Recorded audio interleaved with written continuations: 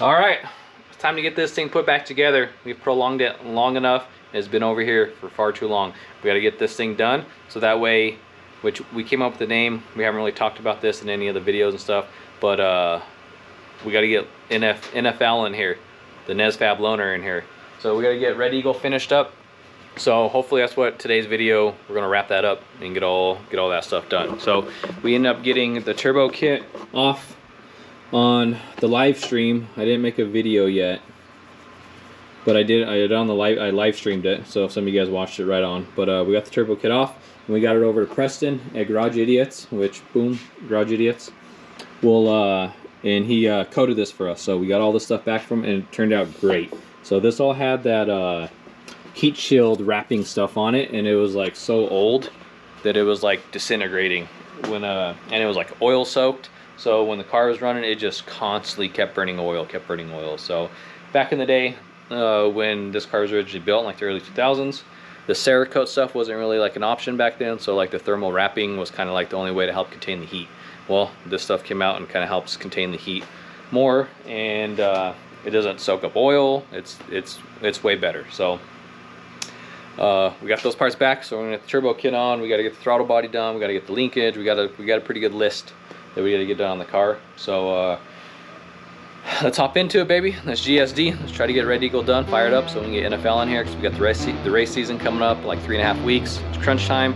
Let's get it done.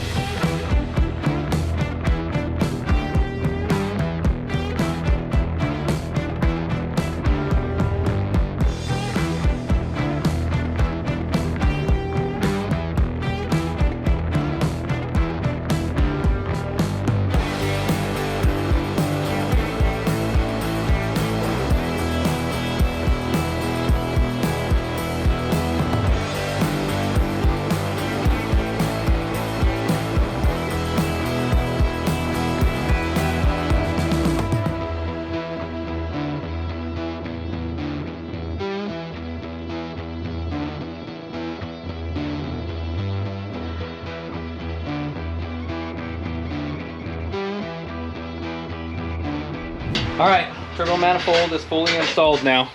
Manifold bolts tightened, downpipe tightened, O2 sensor in, it's all plumbed up, feed line on, just got done doing the return line, which is hard to see down there. And then the wastegate is all plumbed up, and then the boost source line, which is kind of hard to see, yeah, right there. You guys can see it right down there. That's all plumbed up. So, man, this looks so much better with that black. I like the Hot Parts kit black, it looks good.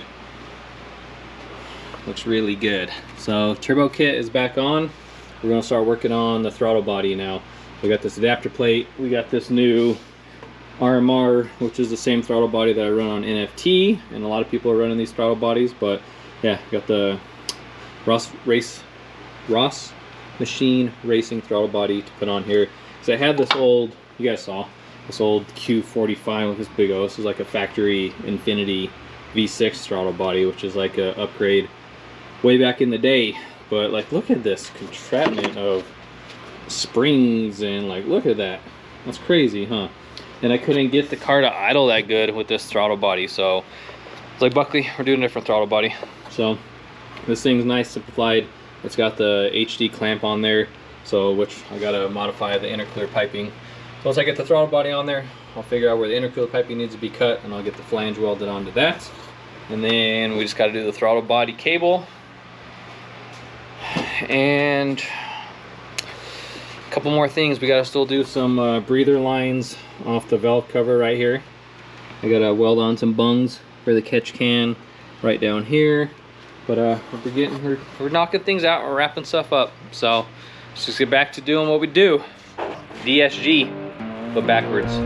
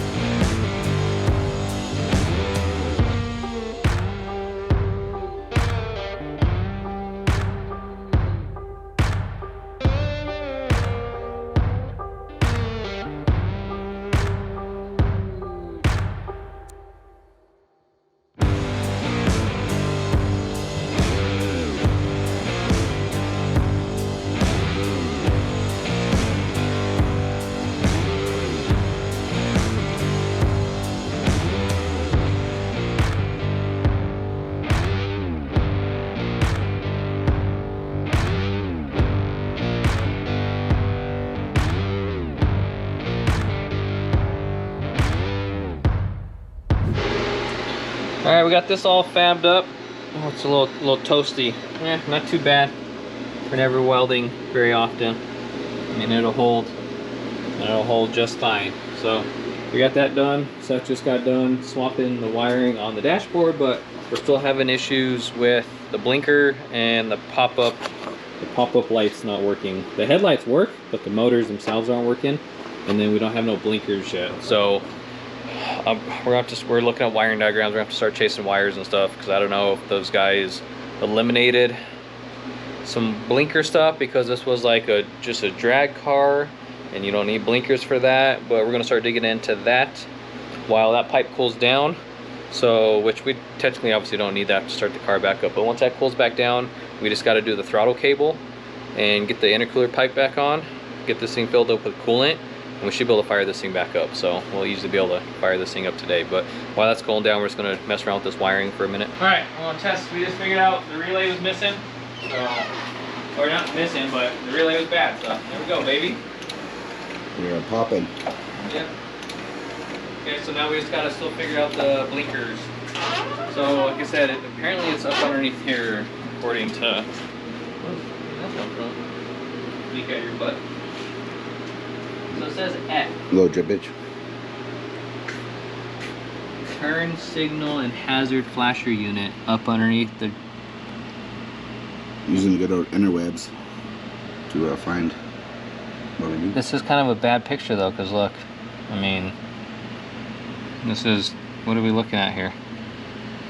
Turn signal and hazard flasher. It's kind of hard.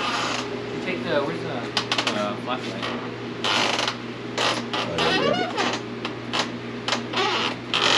Figure it out. Want to see it over there? No, sir. Oh, I found it. Hold on.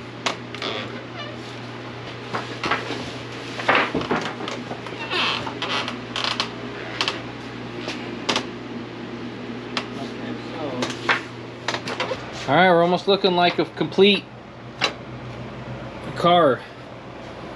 So I don't like how that flange, I mean, this is an adapter flange that we had to pick up to use this throttle body. Luckily someone made it, because this is a Q45 flange. I can't remember if I went over this already, but the throttle body or the intake manifold's flange for a Q45.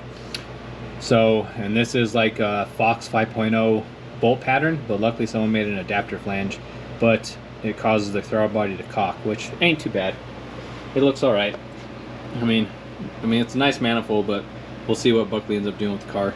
And then we got the nice custom throttle body. I ended up picking up some parts, coming to universal throttle cable parts online, and that actually worked out great. It looks clean. Throttle pedal functions like normal. So I'm just getting ready to, I got to rewire the TPS sensor real quick. Top off the coolant, and then this thing should be ready to fire up again. I'll go get my laptop, which I should probably go plug that in so I can start charging while I mess with this stuff. But oh man, I just noticed it's a flywheel bolt right there. That's not that bolt. That's an actual flywheel bolt, which is the same thread. I guess technically it'd work, but that's not the actual transmission mount bolt. So yeah, we're getting pretty close, you guys. So a little bit longer, you knock that out, and then we'll be able to fire this thing back up, and hopefully I can get it to start idling normal. I may have to go get more E85. We'll see how it goes. Maybe I might be able to drive it up to the gas station just to fill it up with the E85, but that's only a 10-gallon tank, so I got to keep that in mind. But since it's a factory tank, it should, I mean, we'll use a factory fill hole, it should, the gas thing should kick back, you know, and shut it off, so I don't have to really worry about overflowing or anything. But this is looking pretty clean for what we had to work with. I kind of wish I would have done this, I would have chopped off that big old bracket prior, but if he ends up getting a different intake manifold or something down the road, that's still, you know, for a stock configuration throttle body, or a throttle cable bracket is what that's for. So I did. I think this one had a big O, if I remember right, had a big O something weird on it that I ended up cutting off and grinding that down and stuff. But yeah, I mean, it's looking pretty good. Getting pretty excited. So let me knock that out real quick and then fire this thing up. All right, well, we started working on the tune a little bit. Kind of got some stuff going a little bit. We got to get, oh, there we go. Lights do work. All right. We got to get a couple bulbs for down here. Got all that stuff working. Decent oil pressure, vacuum, getting the air fuels dialed in. So yeah, engine's not too shabby. So I was making a little bit of noise, but it's getting late.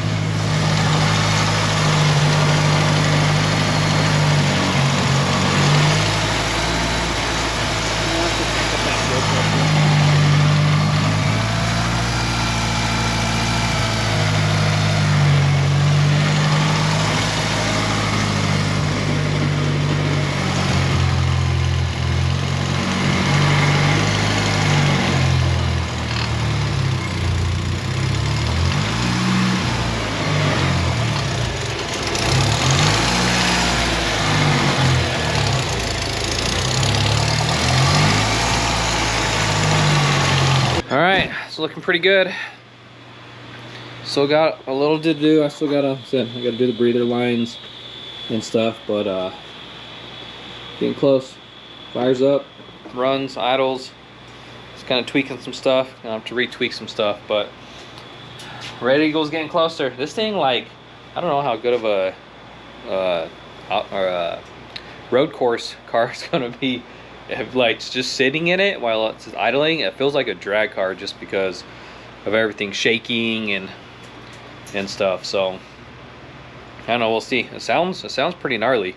It's kind of crazy with the full exhaust and stuff on it. I haven't messed with the DSM with the full exhaust in a while. Just been used to NFT, so this thing's kind of quiet slash still kind of loud. So, but that's gonna do it for this video. We're done working on the Red Eagle for tonight. Has been a long day, so make sure you guys like, comment, subscribe. Go watch some other videos. Go watch, we gotta get some watch hours. We're getting close. We're almost to the watch hours, and then we can get monetized on this channel, baby. So thank you guys for watching. We're done GSDing. Catch you guys on the next one.